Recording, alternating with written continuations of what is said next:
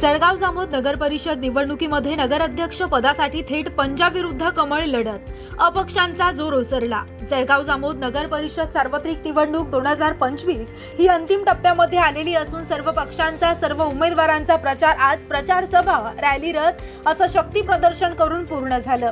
सदर निवडणुकीमध्ये नगराध्यक्ष पदाकरिता 4 उमेदवार रिंगणात आहेत। यामध्ये भारतीय जनता पार्टीचे गणेश दांडगे, महाविकास आघाडीचे गजानन सूर्यवंशी, वंचित बहुजन आघाडीचे सुधीर पारवे आणि अपक्ष संजय पारवे आपलं नशीब आजमावत आहेत। यावेळी भारतीय जनता पक्षानं स्वबळावर नगराध्यक्ष आणि आपले 19 उमेदवार तसेच काँग्रेस, शिवसेना, उबाटा आणि समाजवादी पार्टी यांच्या महाविकास आघाडीनं नगराध्यक्ष आणि 19 उमेदवार उभे केले आहेत।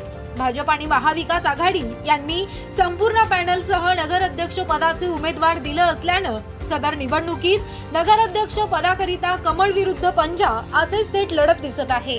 सुरुवातीला इतर उमेदवारांनी प्रचारामध्ये पूर्ण जोर लावला, परंतु मतदान दिवस जवळ येता येता अपक्ष आणि इतर उमेदवारांचा जोर मंदावलेला दिसत आहे। यावेळी कमळ आणि पंजामध्ये थेट लढत असल्याची चर्चा नागरिकांमध्ये रंगताना दिसत आहे। जळगाव जामोद नगर परिषद निवडणुकीमध्ये पंजाब विरुद्ध कमळ हीच थेट लढत दिसत आहे। शेवटी विजयाची माळ गजाननच्या गळ्यात पडणार की गणेशच्या हे मतपेटीतूनच कळणार।